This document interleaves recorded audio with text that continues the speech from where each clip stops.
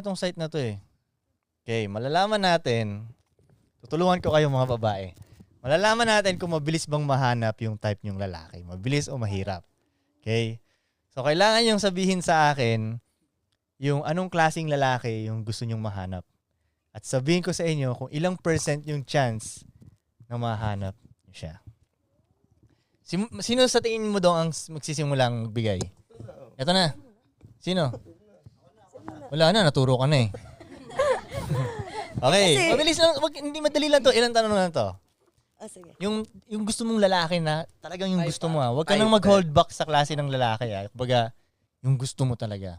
Sabihin mo na sa akin yung edad niya. Anong age sa tingin mo?